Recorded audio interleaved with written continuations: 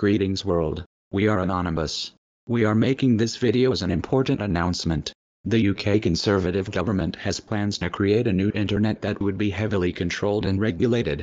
Theresa May is planning to introduce these huge changes on the way the internet works, allowing the government to decide what is said online. A focus has been drawn to the end of the manifesto, which makes it clear that the Tories want to introduce huge changes to the way the internet works. The following quote is taken from the manifesto. Some people say that it is not for government to regulate when it comes to technology and the internet. It states, "We disagree." Senior Tories confirmed to BuzzFeed News that the phrasing indicated that the government intends to introduce huge restrictions on what people can post, share and publish online. The plans will allow Britain to become the global leader in the regulation of the use of personal data and the internet, the manifesto claims. It comes just soon after the Investigatory Powers Act came into law. That legislation allowed the government to force internet companies to keep records on their customers' browsing histories, as well as giving ministers the power to break apps like WhatsApp so that messages can be read.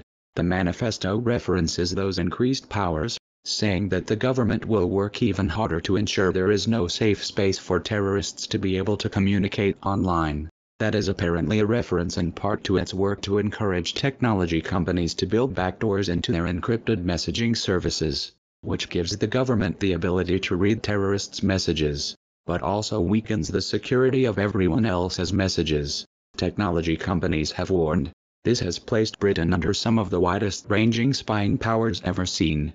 The Investigatory Powers Act is intended as an update to Britain's often unwieldy surveillance legislation. But it also includes a large set of new powers, including the ability to collect the browsing records of everyone in the country and have them read by authorities as diverse as the Food Standards Agency and the Department for Work and Pensions. Most of the central parts of the Act are now in force. That includes new powers to gather and retain data on citizens, and new ways to force technology companies and others to hand over the data that they have about people to intelligence agencies. Many of the most invasive powers in the bill haven't yet gone into force. That includes, for instance, the collection of those internet connection records, which has been postponed until the government and internet companies have worked out how they can collect such information safely. The government has argued that the powers introduced in the bill are necessary to allow intelligence agencies and police to stop modern crime and prosecute the people involved in it. Although the UK government has ensured that plans will be in place so police and other public authorities can continue to acquire such data in a way that is consistent with EU law and their obligation to protect the public, we are still wary of the things that could go wrong with this law. For example, one wrong accidental leak or hack and innocent members of the public's data could be easily accessible to anyone with an internet connection.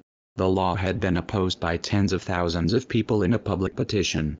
But much of that opposition only started after the bill was quietly passed into law by MPs, which meant it was unlikely to have any effect.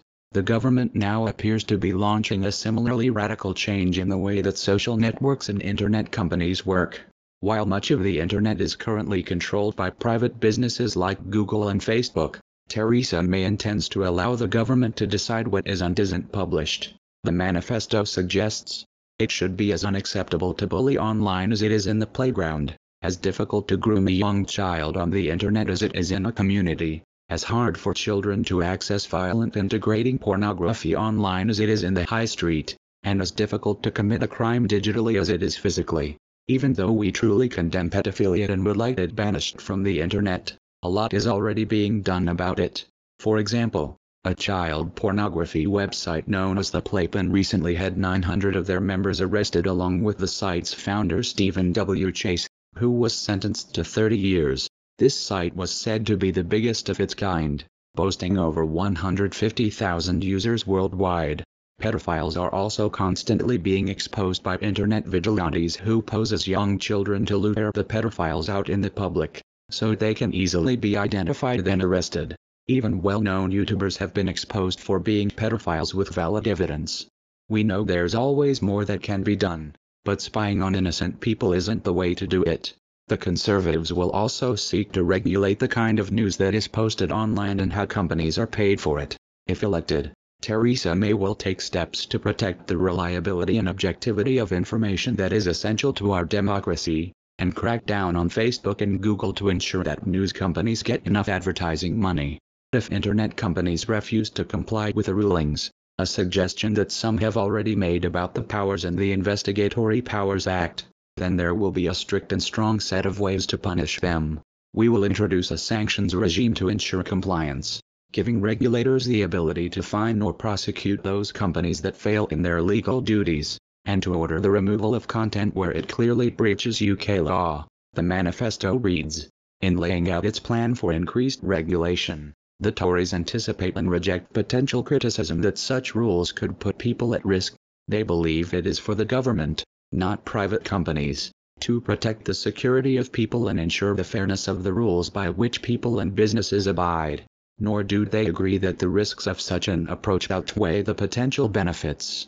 We are against the UK government forcing strict privacy laws onto their citizens and would encourage everyone to get in contact with Open Rights Group, which is the UK's only digital campaigning organisation working to protect the rights to privacy and free speech online. We have provided a link in the video description where you can directly contact them from their website form.